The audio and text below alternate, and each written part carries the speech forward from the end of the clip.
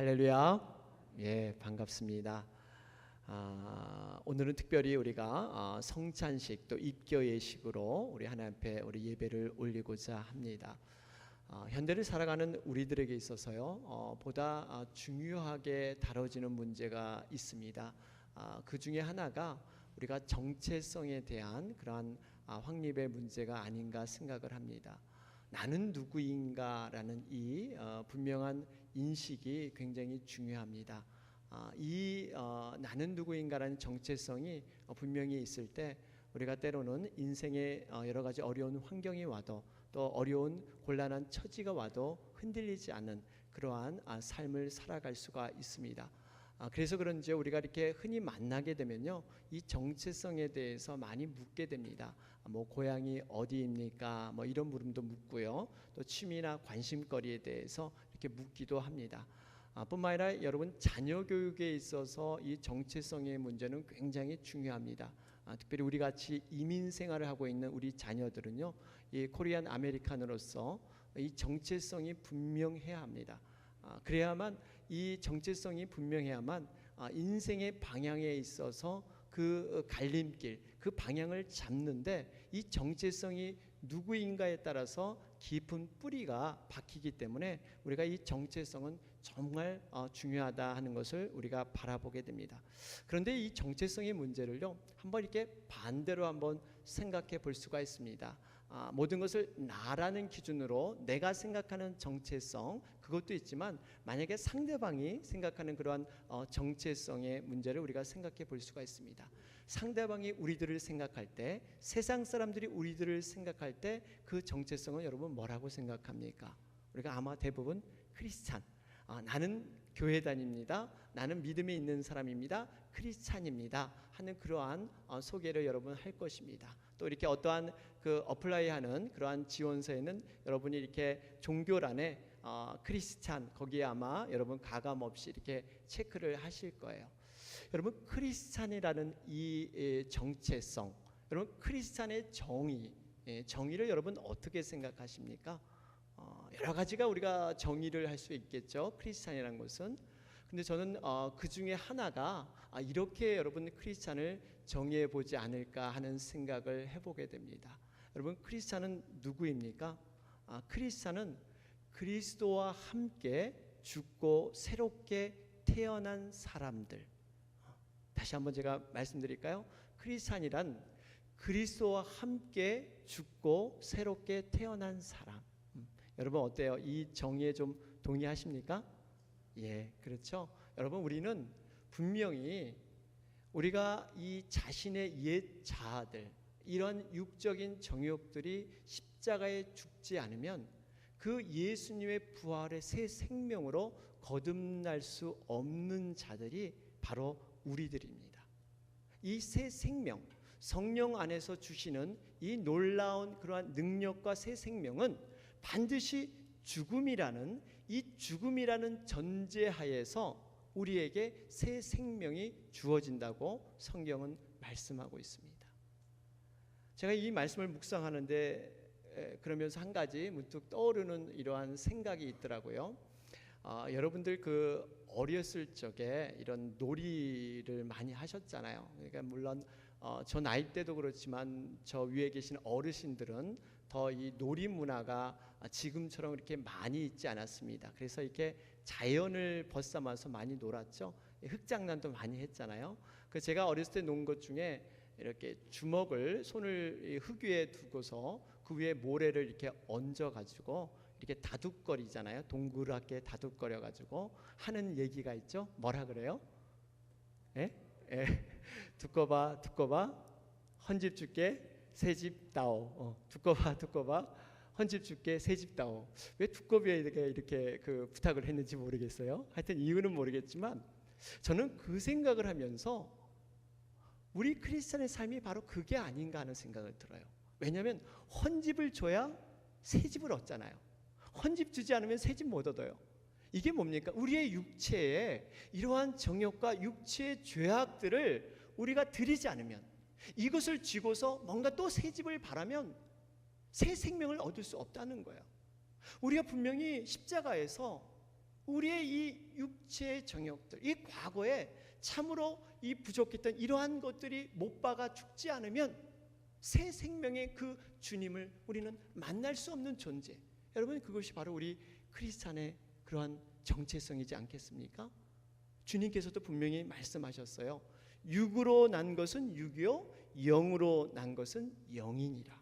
사람이 거듭나지 아니하면 하나님의 나라를 볼 수 없다.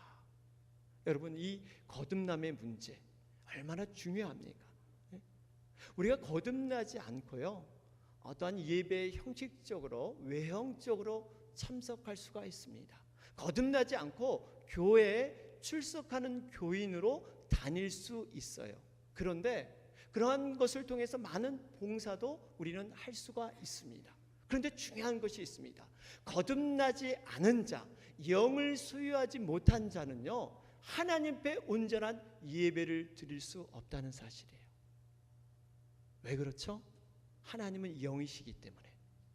영이신 하나님은 우리가 영으로만 만날 수 있는데, 우리가 거듭나지 않고는 우리가 하나님을 만날 수 있는 그러한 예배에 나갈 수 없다는 것입니다.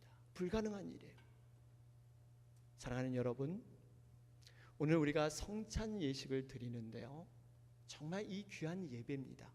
여러분, 이 예배 가운데 영으로 거듭난 존재로 정말 신령과 진정으로 예배하는 여러분이 되시기를 바랍니다. 정말 그 예배를 하나님이 사모하세요. 그러면서 우리가 이 성례식, 성찬과 세례식이라 그러는데요, 여러분, 이 세례와 성찬의 공통적인 의미가 있습니다. 그것은 바로 죽는다는 거예요. 반드시 죽어야 됩니다.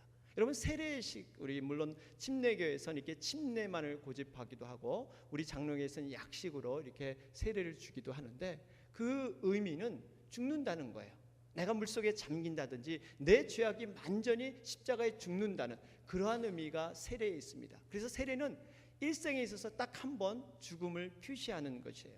그러나 성찬은 달라요. 성찬은 우리가 행해질 때마다 우리가 죽어야 돼요.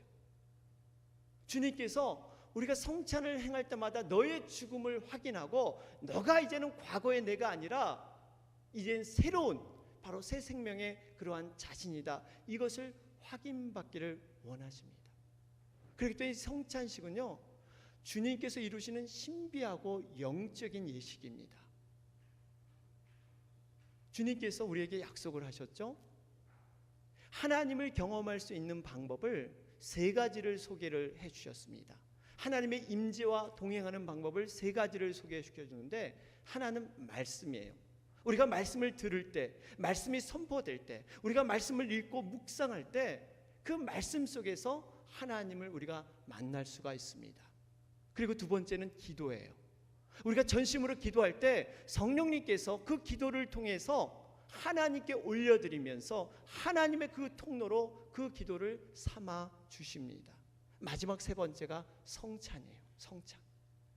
그러니까 우리가 하나님의 임재와 동행을 가질 수 있는 것은, 하나님을 만날 수 있는 것은 이 세 가지 방법 갖고는, 이 방법 외에는 없다는 사실입니다. 그래서 유명한 이 존 칼빈이라는 신학자는 이렇게 얘기했죠. 성경은 듣는 하나님의 말씀인데 반해서 성찬은 눈에 보이는 방식으로 주신 하나님의 말씀이다. 그러니까 이 성찬식은요, 눈에 보이는, 우리가 귀로 듣는 말씀이 아니라 눈으로 보는, 정말 눈으로 보고 만진바돼서 확인하는 그러한 이 예식이 여러분 성찬 예식이라는 거예요. 이렇게 은혜의 방법이 바로 이 성찬에 있습니다. 그런데 이 성찬 예식은요, 아무나 받을 수가 없습니다. 누가 받습니까? 바로 주님을 믿고 하나님의 백성된 자만이, 세례를 통해서 구원받은 백성만이 받는 것이 이 성찬 예식입니다. 그렇기 때문에 우리가요, 이 성찬 예식을 받을 때마다 뭔가 하나님에 대한 은혜가 있어야 되고요, 뭔가 하나님의 그 백성으로서 뭔가 특권의식, 아무나 받지 않는 이 특권의식이 우리에게 있어야 됩니다. 그런데 이 특권의식이 자칫하면 이것이 성도로서 하나님께서 받는 당연한 것이라든지, 아니면 구원받은 그런 백성의 이런 표시가 된다든지 증거가 된다든지, 이런 쪽으로 우리가 생각해서는 안 돼요. 우리가 성찬에 참여하는 것으로 만족해서는 안 된다는 얘기입니다. 분명히 우리에겐 은혜고 특권이지만 하나님께서는 우리의 중심을 보시기 때문에 다른 사람은 아무도 몰라도 하나님과 나만을 아는 그 중심에서 우리가 어떻게 이 성찬에 참여하는가, 그 태도, 그 마음의 중심을 하나님은 보시길 원하세요. 오늘 이 본문 말씀은요, 갈라디아서 3장과 4장의 그러한 결론적인 말씀이에요. 이 말씀을 보면 누가 과연 참 하나님의 백성이 되는가, 누가 과연 참 성도인가 하는 것을 이 말씀을 통해서 보여주고 있습니다. 그 예가 바로 아브라함의 자식의 예로 설명을 하고 있습니다. 오늘 22절, 23절 본문 말씀을 보니까요, 이렇게 기록되어 있죠. 기록된 바 하나님이 두 아들이 있으니 하나는 계집종에게서 하나는 자유하는 여자에게서 낳다 하였으나 계집종에게서는 육체를 따라 낳고 자유하는 여자에게서는 약속으로 말미암았느니라. 여러분, 아브라함에게는 두 아들이 있었습니다. 똑같이 아브라함의 씨로 태어난 그러한 자식이었어요. 그런데 확연히 그 구분된 차이가 있었습니다. 그것이 무엇입니까? 한 명은 여종에게 육체를 따라 낳고 한 명은 자유하는 여인에게 약속을 따라 태어난 자녀이다. 그렇게 기록되어 있어요. 겉으로 봐서는 똑같은 그러한 자녀처럼 보이기도 합니다. 아브라함에게 하나님이 찾아오셨잖아요. 그러면서 너 후손에게 내 약속의 씨를 줄 것이다, 이렇게 약속하셨어요.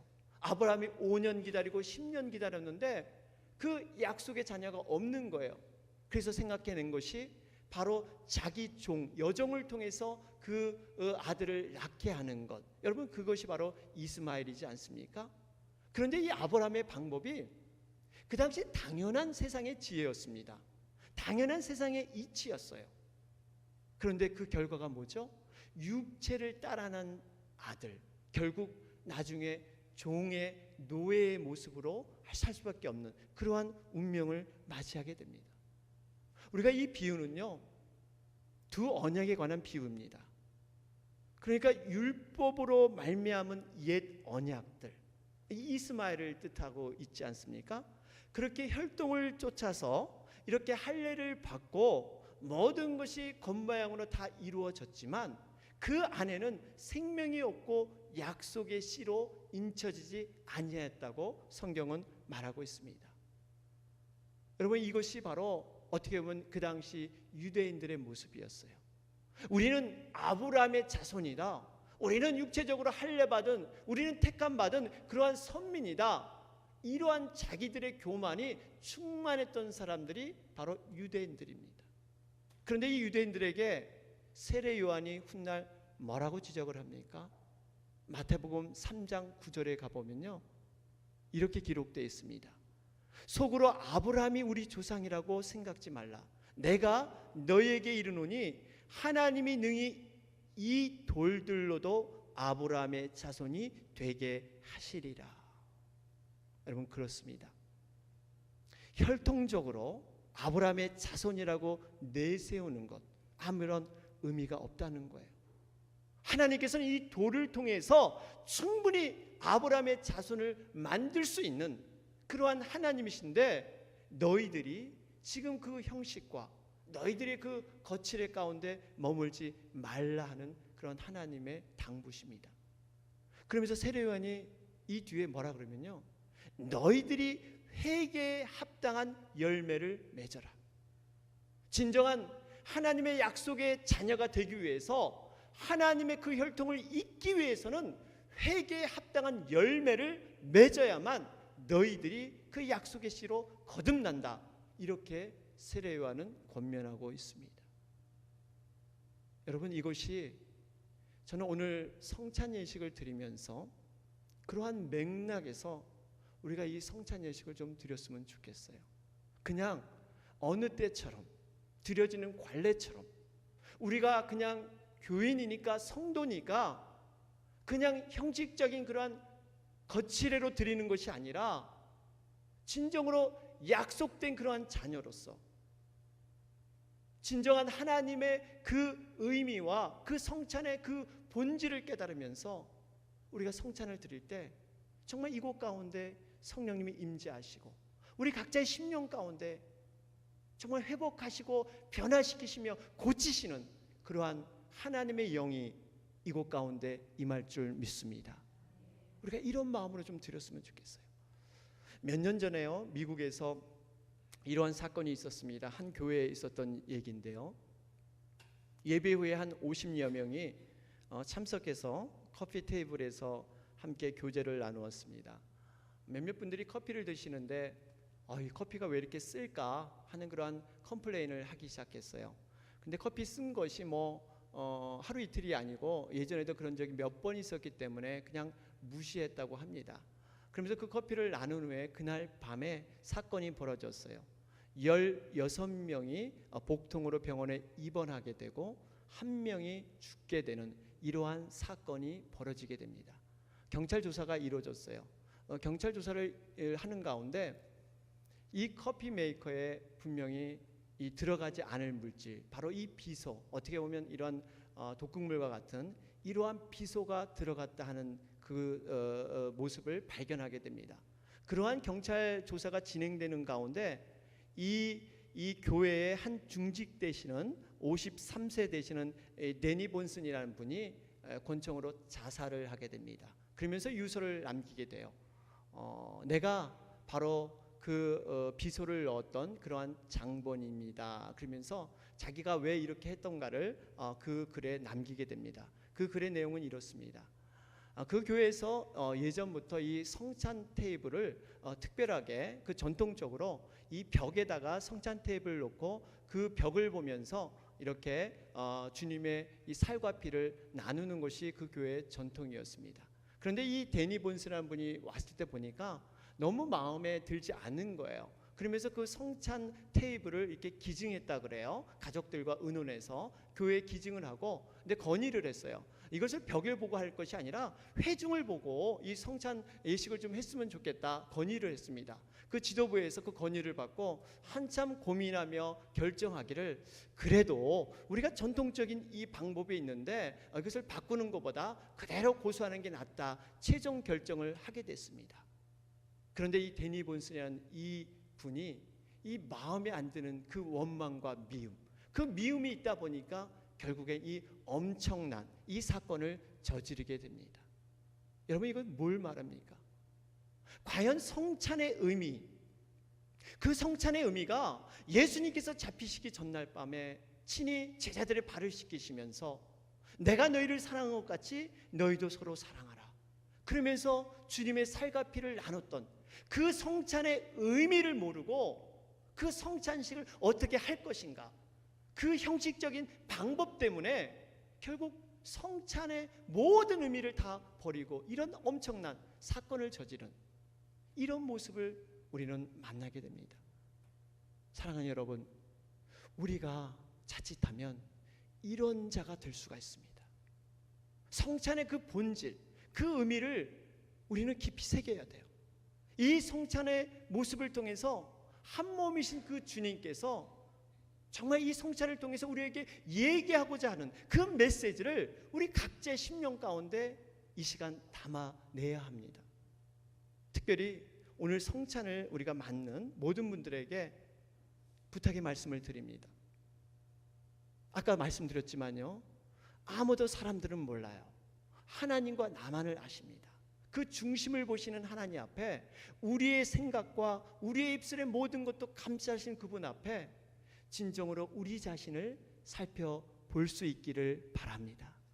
우리 자신을 살펴봐야 돼요. 내 자신이 누구인가, 정말 믿음 가운데 우리는 어떻게 생활하는가를 정말 주님 앞에 우리 자신을 살펴보길 원합니다. 고린도전서 11장 29절 말씀에 주의 몸을 분변치 못하고 먹고 마시는 자는 자기의 죄를 먹고 마시는 것이니라. 주의 몸을 분변치 못하고 먹고 마시는 자는 자기의 죄를 먹고 마신다 그랬어요. 분명히 이 성찬식은 주님의 살과 피를 먹고 마시는 시간입니다. 그냥 먹는 것이 아니라 분별함이 있어야 돼요. 분별함. 이 분별함이 뭡니까? 단순히 이것은 물질의 그러한 떡과 잔이 아니라 주님의 살과 피라는 분명히 그러한 분별함, 먼저 이것을 우리에게 요구하고 있어요.